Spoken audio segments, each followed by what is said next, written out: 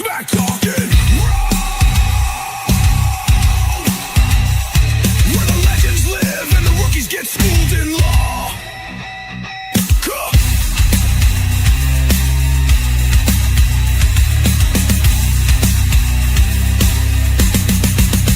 This ain't just talk. This is smack talking raw. You ready, Pinky? Judge always Ron. Let's lay the smack down. Boom.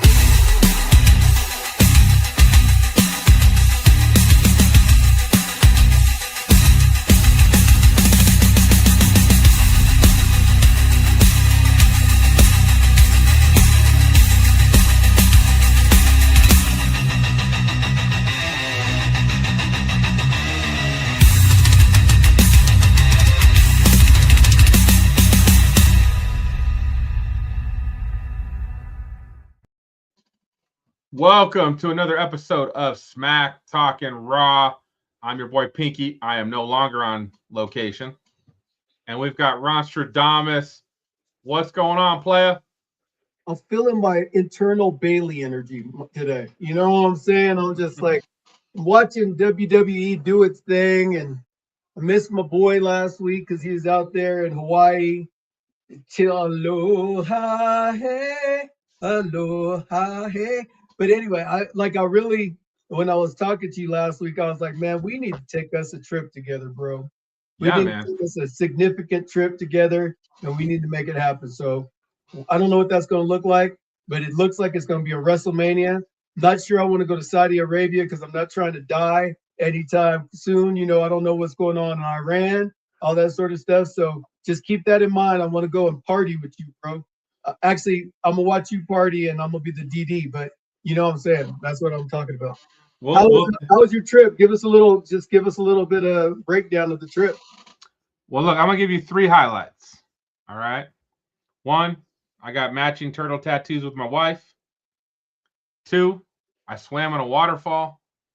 Wow. 3, I swam with sea turtles. Wow. Like everything else was just awesome. It's good time, man. Is your itty bitty still available to you or what? What's that? Is your itty bitty still available to you? You were swimming with sea turtles, so they tend to bite and nip at things. So just making sure you came back as Pinky and not Pinkette. As Roman was in full strength. Cocked and ready to go. We got a big show, baby. You ready? Yeah, I am ready. You know, one of the things that's awesome about today's particular show is we're at a time where WWE is in total flux right now. A little bit of my rant today is about Triple H. He's lost the plot. He's lost the whole purpose of the show. And with him losing the plot of the show, what happens is that it's not making me excited about wanting to sit through a whole 2 or 3 hour show to catch everything that's going on, because it seems like they're just throwing stuff together to see if it's going to stick. And it's just not really appetizing to me that much. My wife, she always tells me, she's like, honey, why are you doing something down here? It's because it's like right now, Asuka and Io Sky are fighting, and I don't know why they're fighting, because they just had this other script that they were talking about, but they got rid of the girl. It's just really retarded right now exactly what's going on with WWE. And I don't understand where it's going, where it's headed, or where we're at. But all of a sudden, you got Jacob Fatu on Monday Night Raw challenging his cousin Roman Reigns to a battle that had no lead up. I mean, like, you're on SmackDown, bro. Like, if I'm a WWE superstar on Monday Night Raw, am I going to just let him just come on in and just get a title shot right away? No, I'm going to say, what the hell? Who are you? And let's fight about it, and let's do something about it. But what happens is the storytelling has become so nonsensical. It's become such about the money that people have forgotten about the product, and that's pissing me off. So there's what I got for my rant for today. You know, and I was going to ask you about that because, you know, one of the things with everything, you know, we got WrestleMania in the rear view. Night 1 sucked. Night 2 was pretty damn good. We've got Backlash coming up. This 3-week period between WrestleMania and Backlash, unless you're doing complete rematches of everything from WrestleMania, it's not enough time. It's just not. It's not enough time. And I know maybe the casual fan is going to jump on and be like, ooh, I like Jacob Fatu. I like Roman Reigns. I want to see them fight. But most us wrestling fanatics who've been watching for 30 years, we want to see some stories. We want to see some back and forth. We want to see some, we don't want the same thrown together slop garbage that they seem to be doing lately, right? This 3 weeks for Backlash is just too quick. Now, I was going to talk about Backlash first. And I am really excited about Backlash. Really excited. We've got 3 matches that have been confirmed so far. So let's talk about it, as Trick Willie would say. You brought this up. This storyline's been going on for months. This match should have been at WrestleMania. Should have been, for sure. Like, you could have fit this in. If you were giving everybody else 6 minutes, you could have given these ladies 8 minutes and been good, right? Now, I think that would have been a disservice because this is a 20-minute match at least. They are fantastic. Io Sky's match with Becky Lynch last night was the best thing on Raw, in my opinion. Yeah. And or we'll talk about it a little bit more. Or Ethan Page showing up during Rusev and Penta. We'll talk about it. But this was fantastic. And then to bring Asuka in at the end, I will say I'm still excited for this match. These 2 women are 2 of the best wrestlers in the company. I don't think that's much of an argument. Would you agree? Well, my biggest problem is that because they don't speak clear English, what have you, in my judgment, I think that's why they don't get pushed to the moon or the rocket ship, as Triple H says, I'm gonna strap a rocket ship to you. But Io Sky is the best women's wrestler in the business right now. She doesn't do all of the hardcore things that a lot of people do, like Toni Storm and everything like that, but her just actual mat combat ability, her aerial skill and everything like that is bar none. And Asuka, she's always, since the first day that she came into the wrestling world of WWE, from NXT, undefeated streak for 900 days. They made a big mistake when they didn't have her beat Charlotte at WrestleMania 32, etc. But the key thing is that these 2 women are going to put on a lights out show, and here we are having it at Backlash, a secondary pay-per-view. Yeah, the biggest problem about this match is it lost its biggest component. Without Kairi Sane, it doesn't have that. Like, that's what they were fighting over. For the last 4 months, they were fighting over the soul of Kairi Sane. Kairi Sane, do what I tell you, from Asuka. Oh, you failed me. You need to do better, Kairi Sane. Don't fail me again. Io Sky is no longer family, but she kind of is still family. Like, that whole story, that's great. What they were doing pre-WrestleMania was amazing. The fact that wasn't a triple threat, or it wasn't Asuka versus Io, and then Kairi Sane gets involved, and then she's got to choose: do I beat up Io Sky, or do I just help Io Sky beat Asuka and revolt from Asuka? Right? She slaps Asuka for once. Like, that's a perfect story. We all wanted to see it. That's the payoff right there. But somebody didn't see that, and they're like, "Well, we're not going to put them on WrestleMania, and we're going to move them to Backlash." Well, night 1 of WrestleMania was the worst Like, I went back and watched WrestleMania 1 because that was like pretty bad comparatively to today's standards. But not since WrestleMania 2 has there been a WrestleMania worse than night 1 of WrestleMania. That was terrible. I watched AEW Dynamite Friday night when I was laying there because I couldn't sleep in Pittsburgh, and I was like, Dynamite. That episode of Dynamite was better than WrestleMania Night 1. Like, it makes no sense. So I still think this will be a really good match, but I feel like a lot of that emotional component left with Kairi Sane, which we'll talk a little bit more about that as well. What are you thinking? I'm thinking that in this match, I think that there's a lot. I mean, I can't see either woman losing. Another thing, going back to WrestleMania, a big part of the whole Io Sky thing was the fact that she had never lost to Rhea Ripley, and now you make her a champion on SmackDown, moving her away from Io Sky, and now Io Sky's on her own with Asuka, and then Kairi Sane is gone. It doesn't make any sense. Like, Rhea Ripley loses to Jade Cargill. Maybe Jade's reign, because Jade actually put on a pretty good match with Rhea at WrestleMania. So there was some work. I would argue that's Jade's best match in WWE. Yeah, and so then you have Io Sky come down to help Rhea Ripley during the match with Jade Cargill, cost her the match. Now you got a feud between Io Sky and Rhea Ripley without the belt being involved, and that's way more interesting than Rhea Ripley having a title on SmackDown where she has no competitor. Right. She's going to be the same version of Jade Cargill. The only difference is that Jade Cargill, she came in as a new champion. They didn't build anything around her. Rhea Ripley, who they're going to build around her? As long as Rhea Ripley's got the, I mean, we you know this though. As long as Rhea Ripley's got the belt, they're selling merch. She's going to squash everybody. Like, TKO is going to be happy. They're going to be counting their money. Counting their money. We will be disappointed because we won't get to see fantastic matches with Rhea Ripley and top contenders. But, that's why she's over on SmackDown, I guess. I don't know. Yeah, I'm grateful that they're finally having this match, but they missed out not having it at WrestleMania. So that's bottom line. By the way, you guys chime in the chat.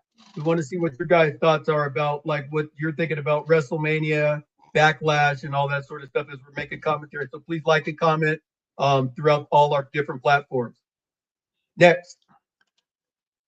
So this got announced as well after Monday Night Raw. Was that promo last night not both of these guys giving each other their flowers?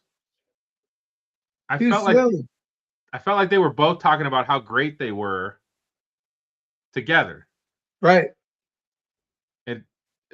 So I was like, Braun's talking about how great Seth is.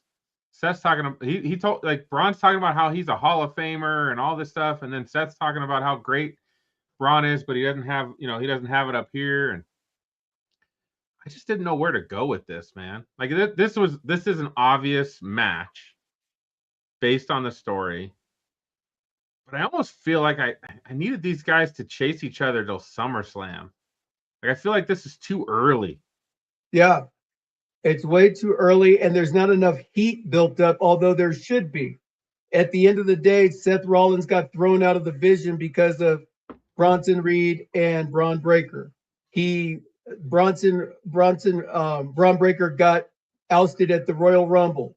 You have all these coincidences, so they should be really pissed off at each other. Not to mention that the week before, Seth Rollins breaks Braun Breaker's head open with a chair, and he's bleeding everywhere. And you're like, I love you, man. I love you too. That's what I'm talking to you about. WWE has lost the plot. Like, the whole purpose of wrestling is for me to suspend reality for a minute and realize that, you know what, these guys really hate each other. I don't want people patting me on the back and saying, it's okay for you to fart in my mouth. You know what I mean? If I'm pissed off, I'm pissed off. Let's get after it. You know what I'm saying? But we just, anyway, I could continue, but go ahead, brother. So, yeah, I mean, this one, again, I'm actually excited about the matches for Backlash. I'm just not excited on, like, how we got there. Like, to me, it just feels like they were like, these are obvious. These are we can throw this together. It's perfect. Everything else doesn't matter. And it's like, okay. So it makes me wonder, like, what we're going to get after that. So we'll talk about that in just a sec. I really do kind of like this. But I feel like I want a couple more weeks before we get to Backlash. Because Roman's not going to lose. Somehow, some way, Roman's not losing this match. Because he just got the title. And he's already made it. He already claimed he is here for the summer. So if he's here for the summer, TKO makes a lot more money when Roman's got the belt on him. That's just a fact. And usually summertime is the worst draw for TKO also, because like during the summertime months, most people are on vacation and stuff like that. What I don't like about WrestleMania and Backlash is there should be a #1 contenders match at WrestleMania. So it makes the person that goes into that match at Backlash just as strong as the champ that's coming out of there at Backlash. Because all of a sudden we just have a random competitor step up and Roman Reigns just won the belt. So 99% of my brain is like Roman's going to win. There's no way that anybody's going to beat him on the first title defense. Which we've talked about a lot. Like, consistently, the booking has backed themselves into a corner of where we know who's going to win. And we like it when we have this idea that I don't really know. I don't know who's going to win. Seth Rollins and Braun Breaker, I don't really know who's going to win that match. I don't. I just don't like the way they've gotten to the match. This match is like, I know Roman's going to win. Now, I will say, I like the idea of like the bloodline dynamic. Jay and Jimmy, Roman's talking shit about Solo, right? In his promo, he was like, Solo couldn't catch a cold or some shit. Like, he couldn't get a coffee or something. That was hilarious. I love that they're kind of bringing that in because now there's some what ifs. Do Jimmy and Jay get involved? Does Solo get involved? What happens? I love the angle of Jacob. I really did like it. Jacob saying, I don't want that title. I need that title for what it brings. I need to lift up my family. I need to get my kids in better schools. Like, that touched me as a father. I was like, oh, I'm a Jacob Fatu guy, obviously. You know, it doesn't matter what you care about. At the end of the day, Jacob Fatu is not winning the WWE World Heavyweight Championship at Backlash. And if he does, bravo Triple H. But the reality of it is it's not going to happen. So it's a wasted move because Jacob Fatu is a major superstar in the making. How do you book yourself into a corner like this, man? The only thing I can think of is maybe, and again, there's so many guys right now that we know they're going to put the title on. Braun Breaker is going to have that title at some point. Obafemi is going to have that title at some point.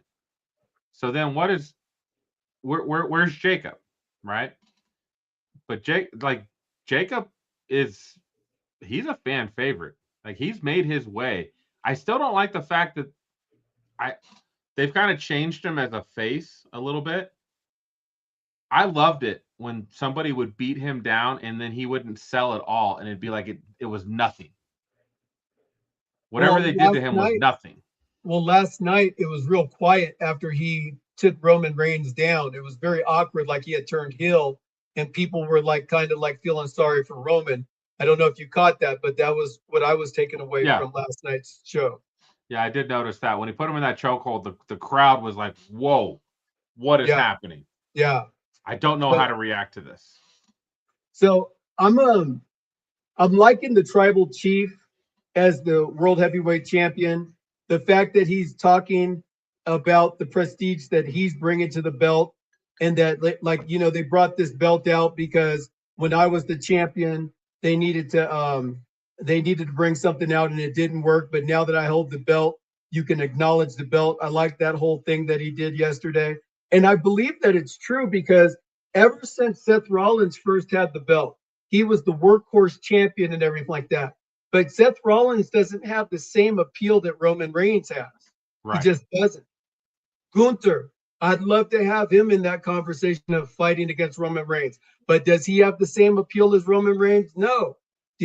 Obafemi now, if they can start booking him properly and have him just come and squash people, and he can get that Goldberg run, that Goldberg type run to where he's just squashing everybody, working his way to the title, he will be off the chain. But I felt really bad for Grayson Waller last night because he got some TV time But he literally just got squashed by Obafemi. No New Day's not with him no more. I don't know if he's not with the New Day anymore. I don't know what that whole deal is. But he came out, he got his ass beat by Oba. And I was like, well, he was on TV, but he was on TV getting his ass whooped. Well, that's his goodbye to WWE because he's probably going to get his conversation too here pretty soon. So he probably gonna get his walking paper. So let's I'm just I'm not really a big fan of this Jacob Fatu and Roman Reigns match here. That's a match that you want to do at WrestleMania or Royal Rumble or something like that. I don't want it at Backlash. So again, depending on how it works out, the long-term storytelling of it, maybe I won't hate it. But I'm a big Jacob Fatu guy, so I know he's going to lose. That hurts me. But if Roman is not shooting any movies for the next couple months, TKO is going to take advantage of it. That's what's going to happen. I mean, when's the last time Roman did a Backlash? Like, Backlash is kind of a second-tier PLE. The fact that he's on Backlash is pretty much like, hey, Backlash last year sucked. We need to sell some tickets. Roman needs to be on it. Is he available? He's available. Boom, done. That's what it felt like. Yeah. Feels like they're just throwing stuff up against the wall to see if it sticks. Like we have enough people that can make things happen and there's nothing leading to anything. But anyway, I could bitch about this show, the programming all day long, because for the last year and a half, that's all I've done since I sat my butt at WrestleMania 40 and watched probably the greatest main event of all time. And ever since that moment, it has just been trash after trash after trash after trash after trash. We talked about it, Ron. I enjoy watching NXT and AEW Dynamite more than anything I see on Raw and SmackDown. And that's just a fact. Like, NXT is a better program than Raw and SmackDown. And that's developmental. Who's running it? Shawn Michaels. Shawn Michaels. He's doing his thing. So let's talk about, we know, like we just talked about, Grayson Waller got his ass kicked by Obafemi. He probably going to get cut at some point because they don't know what to do with him. I think that was one of the major storylines of this last weekend. We had some roster cuts happen. Let's talk about the Wyatt Six. This went on about a year. I think they were on the roster about a year. What do you think about this? All of them getting cut. That's the booking team. They came out when they first came into WWE, when they came back, and they destroyed the whole entire set. They had Chad Gable bloodied and everything like that in the back and everything. And they had it to where everybody was going to be afraid of them. And then they did nothing with them for a year and a half.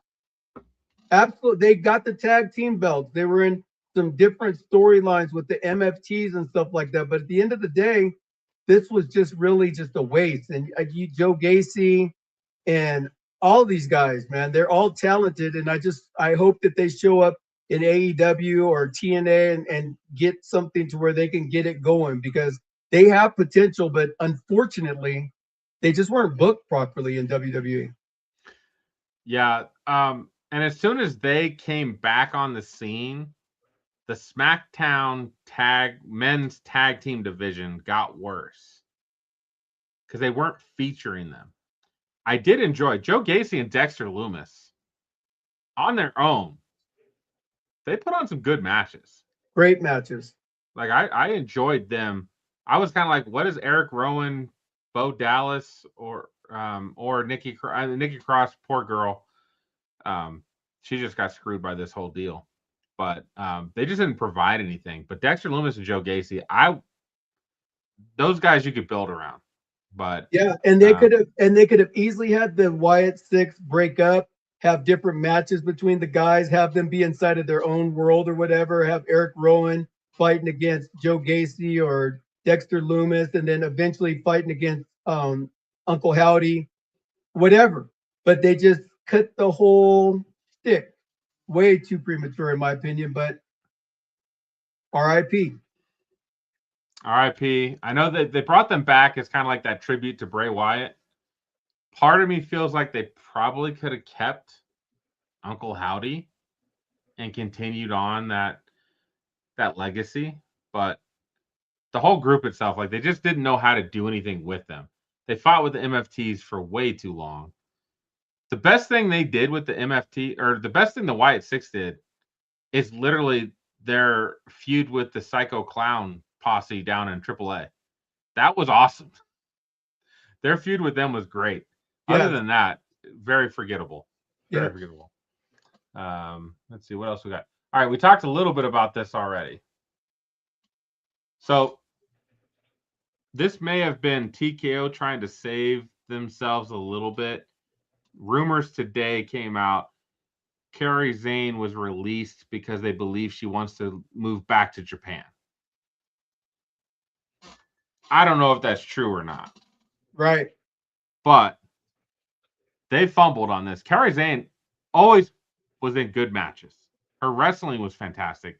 She actually got crowd reaction. People cared about Kairi Sane. People wanted Kairi Sane to leave Asuka. Right. Like that was like a theme coming up WrestleMania. Like we need the match between Io and Asuka for like the soul of Kairi Sane. Like that tells me people care. So right. And that's the thing, is that as a star inside of the show, you want to have people care about you and have the big payoff. And now they've taken that away from all of us because of what? That's the key question, is because of what?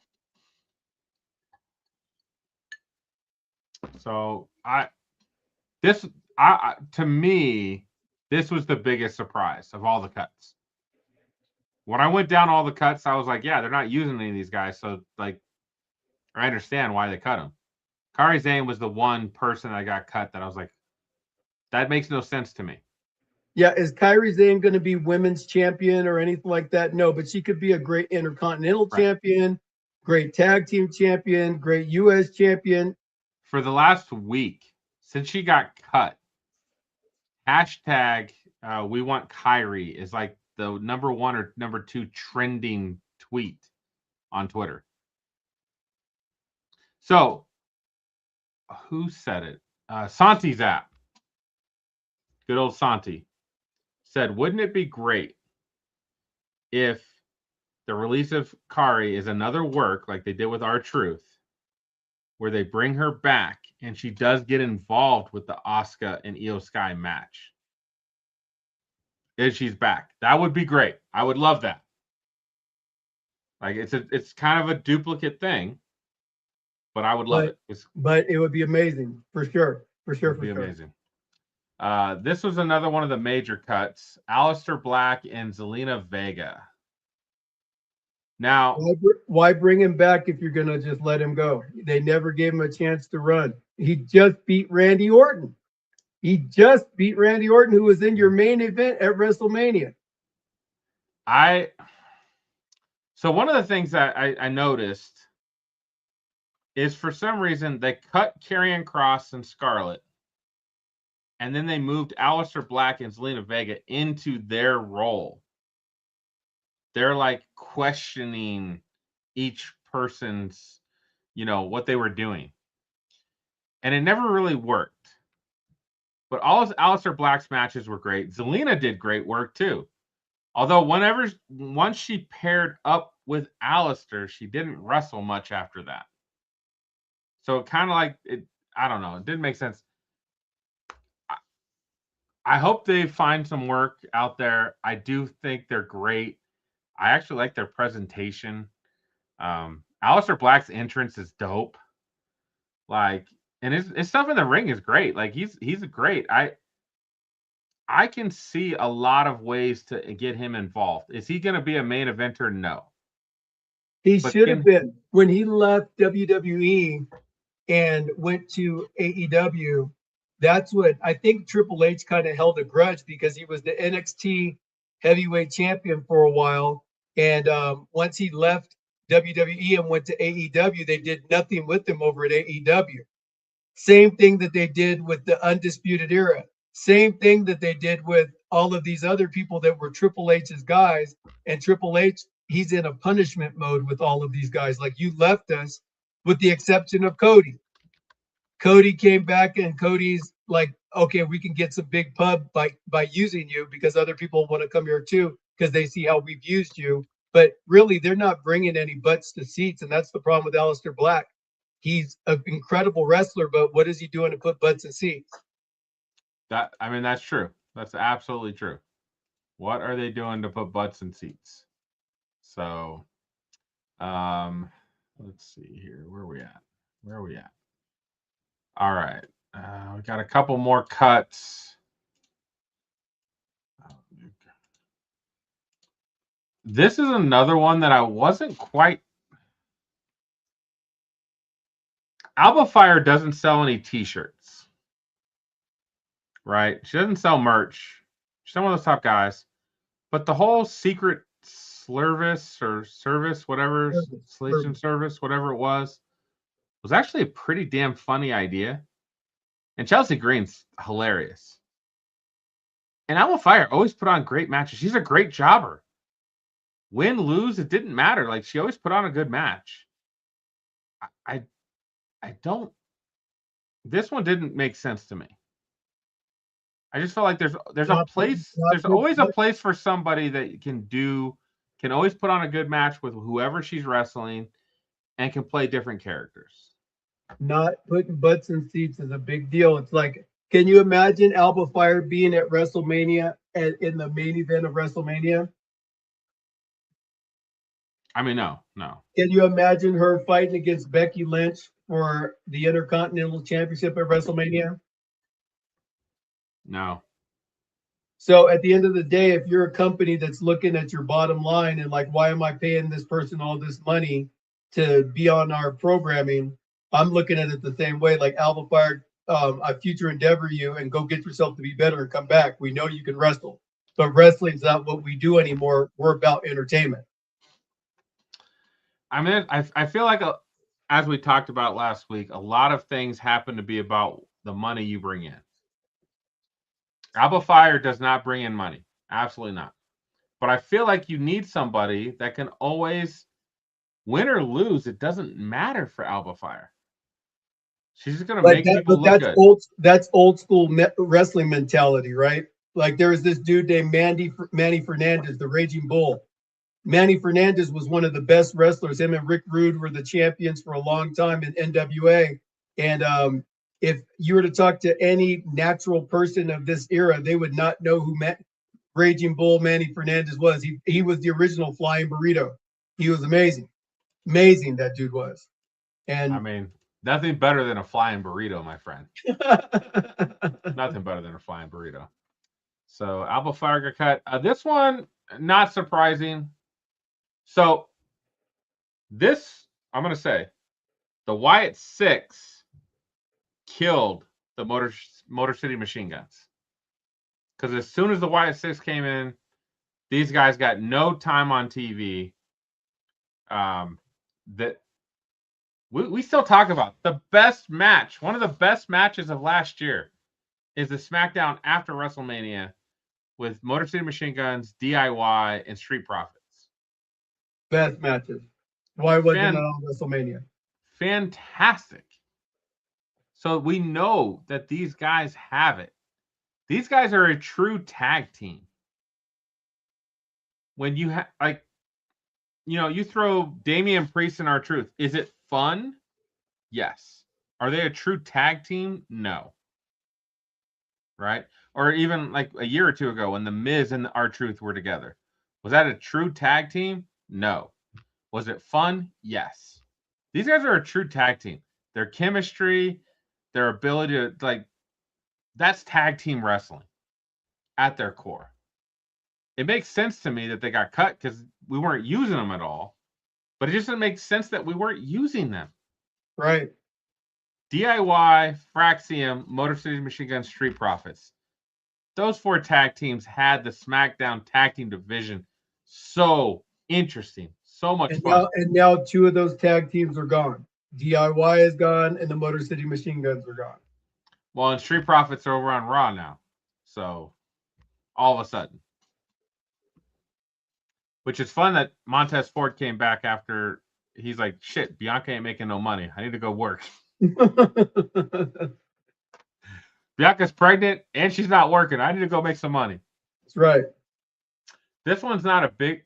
So the next 2, I'm a little more sad about than I'm surprised. Zoe Stark got cut. She is a good wrestler. She's had some injuries. She's been rehabbing from her most recent injury.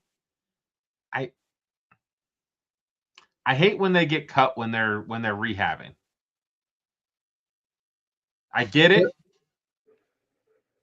from a business perspective, but the problem is, if I'm TKO, good wrestler, is she putting butts in seats? And the answer is no. There has never been anybody that's gone to a WWE pay-per-view saying, I'm so excited about seeing Zoe Starks. that's true. That's what comes down to the bottom line. It's like, at the end of the day, if I'm running a business, I want to have the people that are putting money and people in butts and seats, because that's going to make it so that I'm profitable. So when I want to have 70,000 paying an average of $2,000 a ticket, that I can like make my couple million and get on with it, right? C'est la vie, Zoe. Peace, Zoe. The next injured wrestler, probably not a shock as well. Santos Escobar. Now he was getting some more run, so I think they figured out there's a couple guys that you can have on AAA, and they do well in AAA, and Santos Escobar was one of those guys, and then he got hurt. We don't have any room for you on the main roster. You got hurt. You're out. You're out. Deuces. So. He had a great shtick when he first came to the main roster with having all of his goons and everything, but they weren't powerful. They didn't really promote anything. They didn't do anything. So as soon as you have a big major gimmick like that and you don't move it forward, what are you going to do? Do it as a single star? Well, Berto, who's the other guy? It's Berto. I try to forget him. I don't know. The Los Garza guys. They put on good matches, but there's just nothing else exciting about them. They don't put butts in seats. They don't put butts in seats. R.I.P. So this one I actually love. I love this cut. I hate saying I love the cut of someone losing their job, but Tyra May Steele won season 1 of LFG, and it made no sense to me because Xena Starling had everything. Her wrestling was good. Her look is good. She's beautiful. She's good looking. She loves wrestling. You can tell. There was nothing about Tyra that made me excited at all. At all. Her wrestling's okay. Her character's awful. They were trying to make her like the Kurt Angle of the women's division. The women and everything like that, and that just never worked. It just didn't work. So I was like, what made me laugh though is like when you promote your show, LFG, she's season 1 winner of LFG, and you cut her 2 years later. That tells me you didn't pick the right person. Right. You failed. LFG failed. Like your LFG person should be a heavyweight champion or on the main roster doing something pretty significant by now. And that didn't happen. And it was never going to happen because I wasn't impressed with her wrestling ability when she was in LFG. I didn't see why they went with her in the first place. I feel like it's okay. I feel like her wrestling in the ring is okay. But there was nothing else. She couldn't cut a promo. There was nothing extraordinary about her. And in her character herself, A lot of the other girls were a lot more interesting. So, R.I.P. Deuces. All right.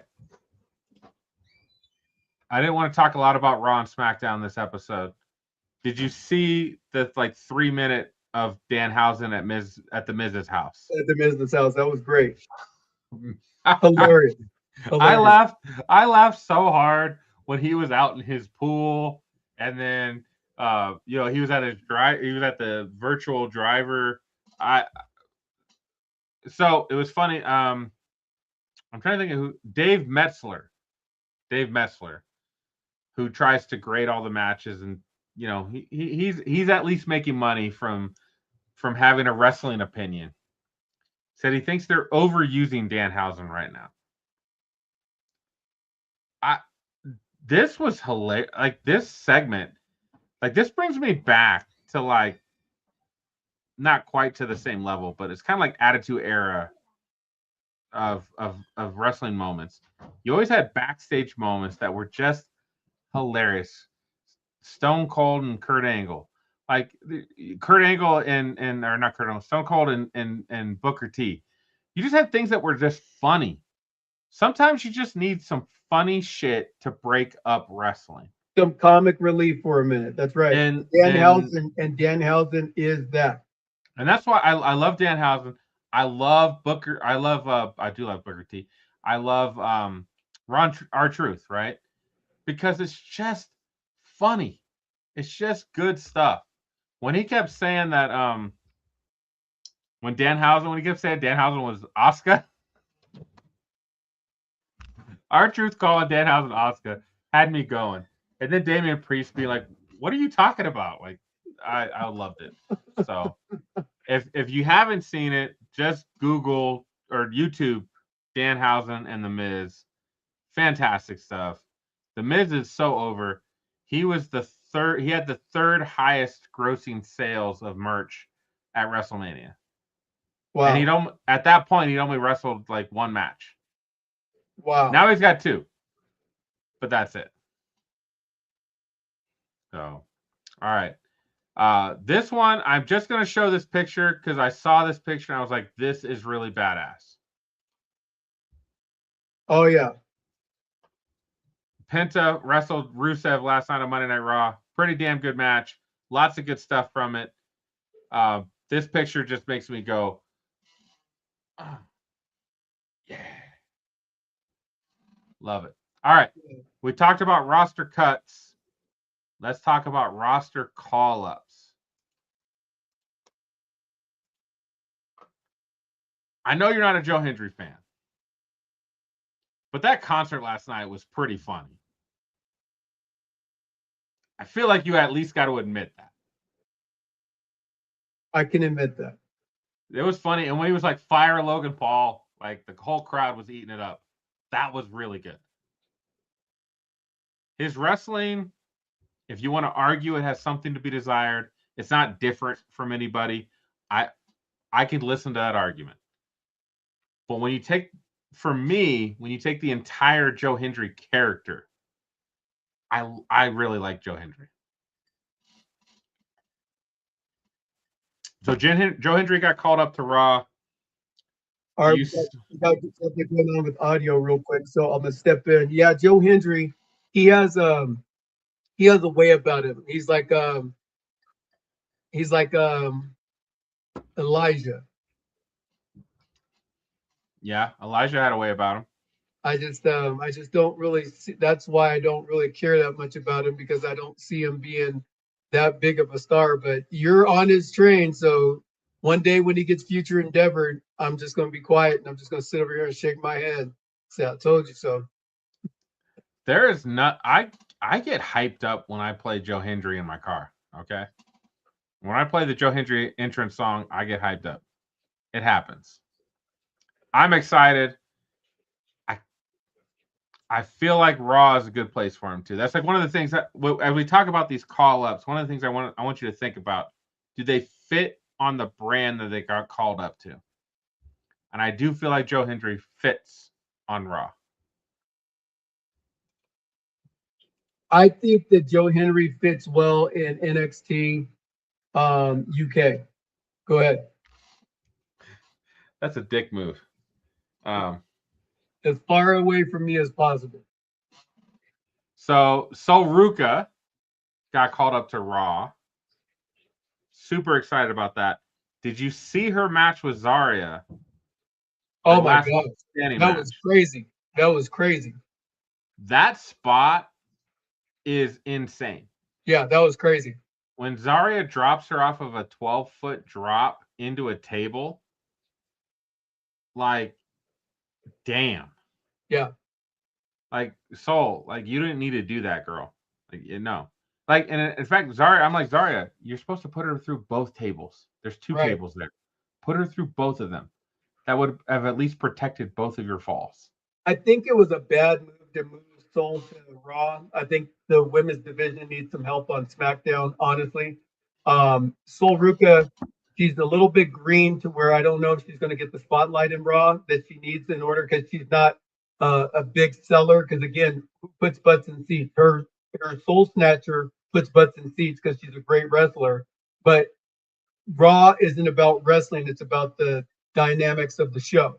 So, in my opinion, I hope that she doesn't get lost in the shuffle and become a future Endeavor star next year. With Rhea Ripley being gone, I think Soul's going to be fine on Raw. I do think SmackDown needs more really good women competitors, so I can agree with you on that. But I think she'll be fine, and I'm looking forward to Soul Ruka and Io Sky at some point. I think that will be a fantastic match. Like, give me that all day. All day. So, all day. I got high hopes for Soul Ruka. I think she's going to do great. All right, we got to talk about my man, all ego, Ethan Page. So, I think WWE has started out his start on Raw fumbling a little bit because they didn't do any vignettes. They didn't introduce us to his character. When he came out this last night on Raw, there was nothing from the audience. No boos, no cheers. There was nothing. He was reacting. He was doing a great job of acting because Ethan Page is pretty good at that. But there was nothing. Now, if you give me some vignettes so I can see who he is, who his character is. Like Razor Ramon did when he came into the WWE. Right. Hey, Chico. Then, if you really, being that we've watched NXT for the last year or two with Ethan Page, we know his character. We know who he is. If you watch Raw and you know who he is, everything he did during that match that he's not even a part of was amazing. He's sitting there clapping, cheering people on, getting out of the way, like, I want nothing to do with this, like, all of that. And then he comes and attacks Penta from behind, right? Helping Rusev. Everything he did was so good. And it was so him. It was so him. But the crowd didn't know who he was. So me, knowing that I'm a big Ethan, I've got Ethan Page. I've got, what, 6? I've got 6 of the wrestling figures, and Ethan Page is one of them. I know who he is. I love All Ego. All Ego is my guy. The wrestling community doesn't know who he is yet. WWE would have been really good of adding some vignettes to tell us a little bit more who he is. So then when he's doing those things ringside, the audience, it makes more sense for the audience. Right. So they fumbled it a little bit. Hopefully they will get him an IC championship sometime soon. I hate to say that because that means it's coming off my guy Penta. But if you to build up a heel, you got to give him the belt. You got to. You got to talk. You got to have him talk shit. You got to have him be, just be better than everybody. So we'll see. I love that though. I'm so happy for Ethan Page. Ethan Page to me spent way too long in NXT. And we got some recent SmackDown call-ups. Fatal Influence. The entire I thought JC Jane was getting, I was surprised. I thought JC Jane was getting called up. They were like, nah, we're going to call up all of Fatal Influence. Yep. Now, I could argue Phelan Henry was ready as well to get called up. Lainey Reed's only been in NXT like a year. So her getting called up is pretty shocking. Ginormous. What'd you think of this? I'm not a big JC Jane fan, but I think that SmackDown needs some influence, and I think that the Fatal Girls, I think that they're gonna like make some headway. I really feel like they're gonna do what Jade, Bianca, and Naomi didn't do when they were a trio inside of that particular division, and I think that that's gonna lead to JC Jane winning a championship or two, and the other girls getting tag team champions and stuff like that. So I would watch out for these guys. Of the group of the call-ups that we're discussing, a majority of the call-ups are heels. And we need more heels to drive stories, to make us excited, right? Fatal Influence, like whether you like, I think JC Jane as a wrestler in the last year, she was pretty damn good as NXT champion. Like, she was good. And her I'm better than you and I know it and all that, like it worked for me. I didn't like it. I kept waiting. I watched every championship match to see when she was going to lose. And that's what you want, right? Either I love you or I hate you. That's what you want. I hated JC Jane. She beat Stephanie Fakir. I can't stand for that. That's what you want. I love this. I think it's great. I love the way they did it. They came in during the tag team match, messed up everybody, and then has a match with Rhea. This was really good. This was the best thing on SmackDown this last weekend. Yeah, that's for sure. That's for sure. They came in and they made immediate impact and they made themselves stand out. Now, what does creative do with them about it? And one of the things about creative that I have a problem with is I shouldn't be talking about what is creative going to do with them to make them better. It should be reliant on right now, this star is great. Let them go out and be great and just tell the story from behind the scenes. I don't need you in the front telling me a story about what these girls are going to be in the future. But I'm really excited about what these girls are going to do. I think that the Fatal Influence is going to be a team to look after on the SmackDown brand coming up. I want someone to hate, Ron. That's what I want. We've got too much of this. I kind of like them. I kind of hate. I want someone to hate. I do hate JC Jane. And that's what I love about her, because I hate her. That's what I want. That's what I want in my characters. I want somebody that I can get behind and I can hate. I want them to lose. I want them to get punched in the face. We've been missing that for a long time. Thank you, Jason. Vince McMahon came out in 2016 and he said, I want to make wrestling more gray, more you don't know who the good guys and the bad guys are. And it's just so stupid how they've taken professional wrestling from being that to like watered down. But anyway, I digress. Continue. All right. Another guy that I think we both enjoy, Ricky Saints, is getting called up to SmackDown. Now, it's kind of weird because he got called up. No vignettes. Didn't show up yet. He has a match tonight on NXT against Shiloh Hill, which is cool. I do think they're trying to push Shiloh Hill. I actually enjoy Shiloh Hill's character. He's weird. I like it. I've always liked Shiloh Hill. He's like the next Bray Wyatt. Yeah, his wrestling is pretty good, and he's got kind of a weird character. Him and Tatum Paxley have been awesome. Awesome connection there between those two. So Ricky Saints getting called up. I love it. What's crazy, Ricky Saints is like one of the few people that beat Oma Femi in NXT. He beat the Ruler. And then the Ruler beat him back, but he still beat the Ruler. Like, he has that on his resume. What do you think Ricky Saints is going to do?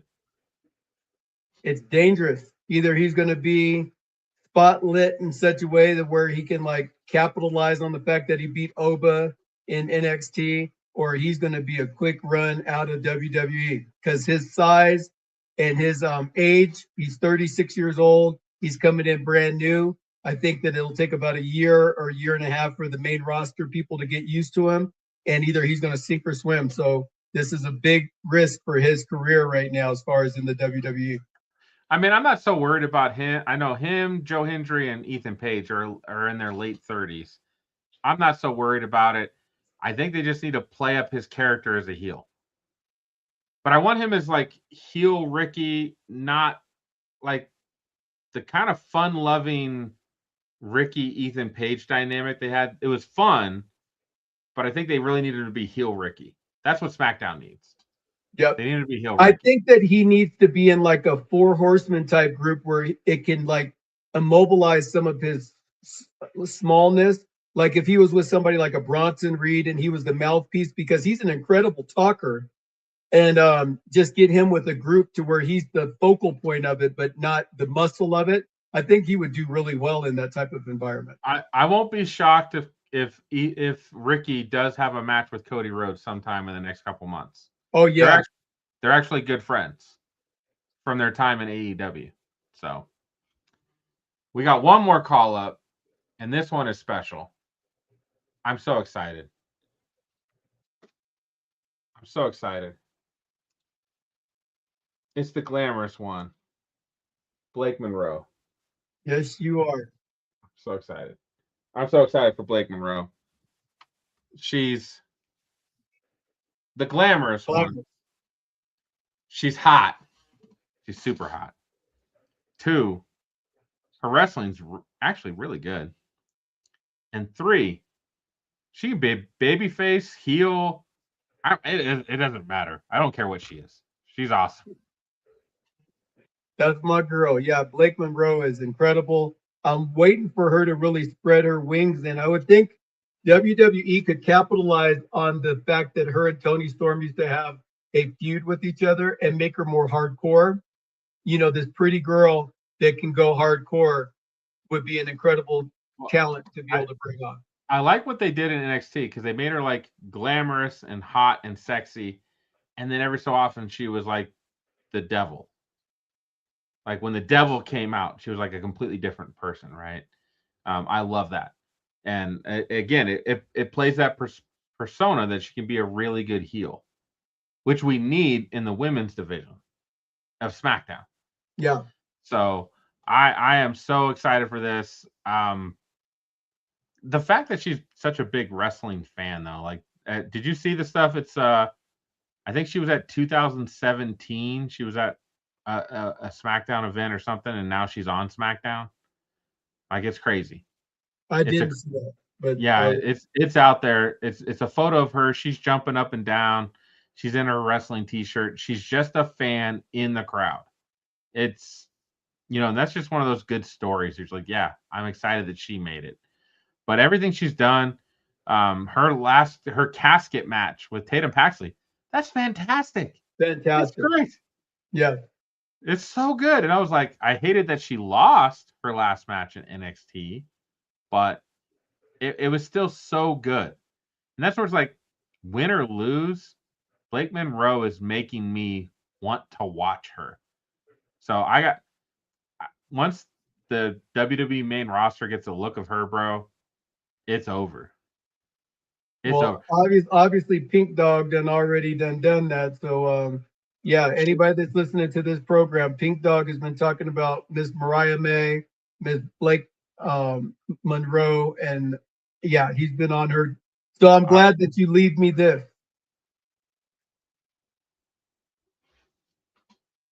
I gave you Stephanie because it was only fair. You did talk about Stephanie before me, so I'm gonna give you Stephanie. I've got Blake Monroe, and then our boy Cody called me out. He's like, "Well, Ron's got Stephanie, you've got Blake. I'm taking Megan." I was like, "Okay, fine. You can have Megan Walker. Megan Walker's the next one." Yeah, she's another one. She's oh my gosh. God. If she can wrestle, it's over. It's over. So, well, next week, ladies and gentlemen, we're going to be booking WrestleMania 43. That's going to be a big part of our show next week. Is just really getting dialed in, to what the card is next year at WrestleMania 43. If we can, we're going to kind of like map out how we get there and how we get our matches via the Royal Rumble, Elimination Chamber, etc. We're going to have everything that we can. Big time to just tune in next week because we're going to be booking WrestleMania 43. We'll have some Raw and SmackDown as far as like what was going on. It'll be WrestleMania 43 and probably our Backlash predictions. Okay. And you know, we love you guys. Thank you guys for coming on and checking it out, whether it be live or on tape. If you're not down with what it is that we're putting down on Smack Talking Raw,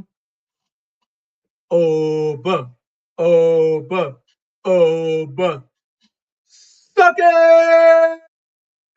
See you next week. We out. Yeah. Smack Talking Raw. Ron and Pinky in the house. We the main event, yo, the crowd gon' scream. Cena hit the ring, you can see me theme. See a punk pipe bomb, truth getting told. Stephanie Vaquer in the ring looking bold. Pinky's on the mic, Ron's got the play. Dropping hot takes every single day. Mike's blaze, crowds wild, energy tall.